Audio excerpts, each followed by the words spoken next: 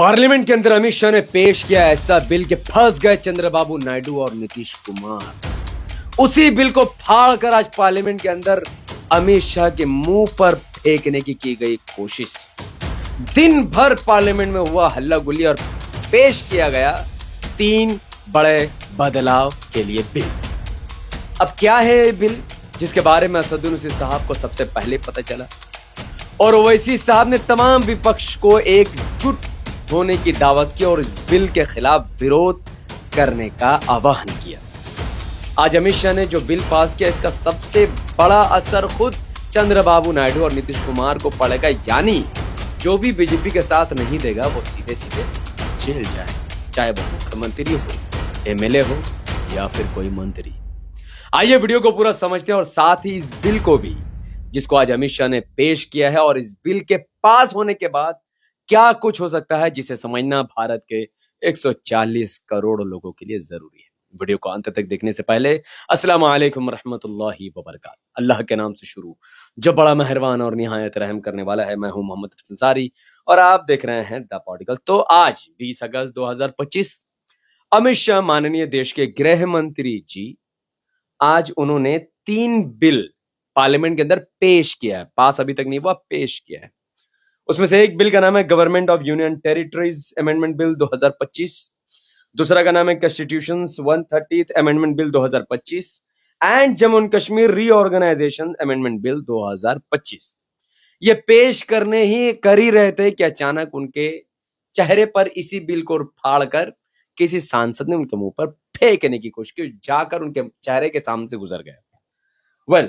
अब ऐसा क्यों हुआ? क्योंकि ये जो 3 बिल है जिसका जिक्र मैंने अभी किया है, ये एक्चुअली में देश के डेमोक्रेसी को पूरी तरीके से बदलकर एवं बर्बाद करके रख देगा, जिसके बारे में असदुद्दीन ओवैसी साहब ने पहले ही कहा। प्रोग्राम शुरू होने से पहले, यानी पार्लियामेंट के अंदर यह सेशन शुरू होने से पहले ही असदुद्दीन ओवैसी साहब ने एक प्रेस कॉन्फ्रेंस करके इस बिल के कुछ दिलचस्प बात को बताया कि आखिर में यह बिल क्यों आया है और क्यों देश के विपक्ष को एक होने की जरूरत है। इवन उन्होंने ओवैसी साहब ने यह भी कहा कि देश का विपक्ष को उसका विरोध करना ही पड़ेगा, वरना फिर देश में विपक्ष नहीं बचेगा। और ओवैसी साहब ने इस बिल के बारे में पार्लियामेंट के अंदर भी अपनी बातें रखी है।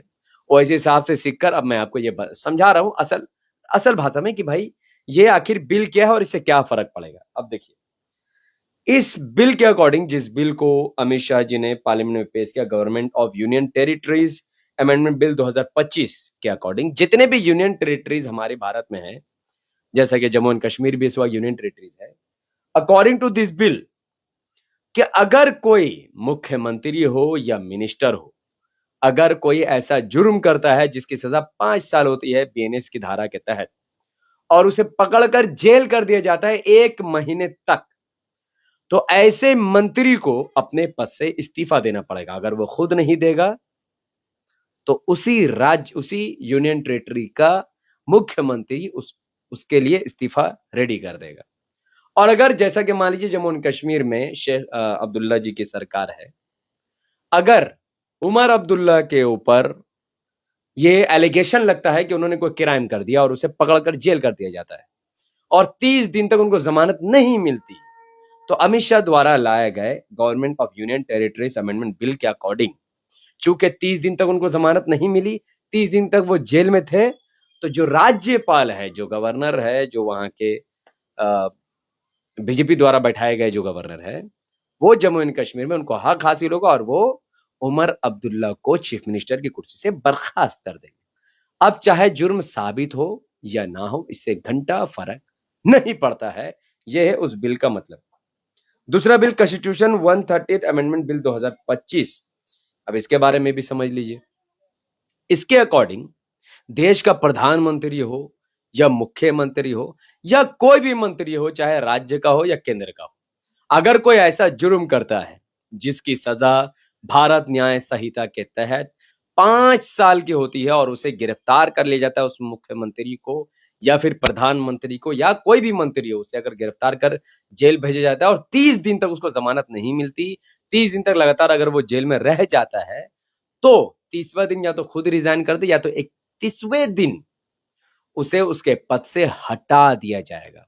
अगर पीएम जेल के अंदर जाए, यानी मान लीजिए अगर मोदी जी जेल के अंदर चले गए, गुजरात 2002 दंगा के मामले में हो या फिर और कोई मामले में हो, अगर वो आज के वक्त में जेल चले जाते हैं तो राष्ट्रपति द्रौपदी मुर्मू जी 31वें दिन, यानी 30 दिन अगर वो जेल में रह जाते हैं और 31वें दिन राष्ट्रपति मुर्मू जी देखती हैं कि क्या मामला है, तो वो प्रधानमंत्री को उनके पद से हटा सकती है। ये बिल पावर उनको देता है। तो आप जानते हैं कि ऐसा कुछ होने वाला नहीं है। मोदी जी के खिलाफ कोई रास्ते पे उतर जाए, उसका हाल संजीव भट्ट का होगा, जो इस वक्त जेल खट रहे, जो आईपीएस ऑफिसर है। तो ये तो भूल जाइए कि ये कुछ होने वाला नहीं। अब आइए मुख्यमंत्री के ऊपर। उदाहरण के तौर पर बंगाल के सीएम इस वक्त ममता बनर्जी रहे, उनके प्यारे भतीजे अभिषेक बनर्जी। मान लीजिए कि अभिषेक बनर्जी के ऊपर ऐसे ही कई सारे चार्जेस लगे हुए हैं, सीबीआई और उनके पीछे पड़ी हुई है। क्या सच क्या झूठ उसकी हम पड़ताल नहीं करते, बट इस बिल के पास होने के बाद अगर अभिषेक बनर्जी को भारत न्याय संहिता के तहत कोई ऐसा क्राइम साबित करने में लग जाए या उन पर आरोप लग जाए जिसका जुर्माना 5 साल है और उनको जेल भेज दिया जाता है और 30 दिन तक वो जेल में रहते हैं और वो रिजाइन नहीं करते, तो 31वें दिन ममता बनर्जी जी को झक मारकर अपने भतीजे के लिए रिजाइन पत्र पर साइन करना पड़ेगा। यानी ममता बनर्जी अपने भतीजे अभिषेक बनर्जी को इस कानून की वजह से, जो बेचारा जेल में है 30 दिन तक रहेगा, 31वें दिन उसको हटा दिया जाएगा। और अगर ये आपदा ममता बनर्जी जी के ऊपर आती है बंगाल में, तो अगर ममता बनर्जी जी के ऊपर कोई ऐसा आरोप लगता है कि जिसके जुर्माना 5 साल की होगी बीएनएस के तहत, और उनको जेल भेज दिया जाता है और 30 दिन जेल के अंदर हो गए, उनको जमानत नहीं मिला, तो 30वें दिन या तो वो खुद रिजाइन कर दे, नहीं तो 31वें दिन वेस्ट बंगाल का जो गवर्नर है, वो गवर्नर के हाथ में ये पावर है कि वो ममता बनर्जी को उनके कुर्सी से बर्खास्त कर सकता है। अब आप समझे क्या फर्क पड़ा और क्यों वैसे साहब कह रहे थे कि विपक्ष को एकजुट होकर इसका भारी विरोध करना पड़ेगा, क्योंकि अब बीजेपी अगर कहीं पर सरकार नहीं बना पाती तो बीजेपी वहां पर इस कानून के तहत किसी पर भी आरोप लगाकर किसी को भी बर्खास्त करवा सकती है, क्योंकि गवर्नर का चयन मोदी जी करते, उनकी सरकार करती है और हर स्टेट में बीजेपी के गवर्नर है। अब चलिए मान लीजिए सपोज टू बी बिहार में तेजस्वी यादव सीएम बन जाते हैं, बिहार का चुनाव आ गया, एमआईएम भी जीत गई, आरजेडी भी जीत गई, मिलकर सरकार बना लिया और चारा घोटाला जैसा एक इल्जाम लगा लालू यादव के ऊपर, वैसे ही कोई इल्जाम अगर तेजस्वी यादव के ऊपर लगता है तो तेजस्वी यादव 30 दिन के लिए जेल चले जाएंगे और उसके बाद 31वें दिन जो बिहार का राज्यपाल होगा वो उनको उनके पद से हटा देगा। आप समझ रहे क्या मामला है? यस, ये है इस कानून का मतलब। साथ ही Jammu and Kashmir reorganisation amendment bill one nation one election की तरफ एक कदम है। इस बिल के अकॉर्डिंग जब लोकसभा के चुनाव होंगे उसी टाइम में जम्मू एंड कश्मीर विधानसभा के भी चुनाव होंगे, चाहे से उनका टेन्योर पूरा हो या ना हो। तो वन नेशन वन इलेक्शन की तरफ भी अमित शाह एक कदम आगे बढ़ा चुके हैं। वह लोगों का यह मानना है कि यह बिल इसलिए पेश किया गया ताकि वोट चोरी का मुद्दा जो इस वक्त बहुत गरमाया हुआ है वो किसी तरीके से दब जाए और अमित शाह एक नए खेल के तहत, जो कि चाणक्य माने जाते हैं, वोट चोरी का पूरा मुद्दा खत्म होगा, शिफ्ट हो जाए। लेकिन सवाल चंद्रबाबू नायडू और नीतीश कुमार के ऊपर है। अब चंद्रबाबू नायडू और नीतीश कुमार के समर्थन से एनडीए की सरकार है, मोदी जी पीएम, मोदी जी के पास तो सिर्फ 240 सीट है। मोदी जी किसके बल पर पीएम है? ये दो बैसाखी है, एक का नाम है चंद्रबाबू नायडू, एक का नाम नीतीश कुमार है। अब जिस दिन चंद्रबाबू नायडू और नीतीश कुमार भी कोशिश करेंगे कि नहीं हमें एनडीए का साथ नहीं देना, उसी टाइम इनको भी पकड़ के जेल किया जा सकता है। इन पर अगर कोई ऐसा आरोप लग जाए, और पिछले हुकूमत में आरोप लगा भी है, अगर कोई ऐसा आरोप लग जाए जिसका जुर्माना 5 साल की सजा होगी और इनको 30 दिन के लिए जेल भेज दिया जाए, तो इनको भी अपने पद से इस्तीफा देना पड़ेगा। ना सीएम रहेंगे चंद्रबाबू नायडू और ना कुर्सी बचेगी नीतीश कुमार के पास। तो ये लोग खुद एनडीए को समर्थन करके बहुत बुरी तरीके से फंसे हुए हैं। अब सबसे बड़ा सवाल, ये बिल पास होगा या नहीं होगा हम नहीं जानते, हो सकता है पास हो जाए, मे बी, हु नोस। जब ट्रिपल तलाक पास हो रहा था, जब आर्टिकल 370 को हटाया जा रहा था, तब तो पूरा भारत इस तमाशा देख रहा था। अब खुदा की मार पड़ी है, अब पूरा देश का लोकतंत्र खतरे में आ चुका है। तो ठीक है, जो होता है अच्छाई के लिए होता है। हम सरकार के साथ खड़े हैं, भारत के मुसलमान।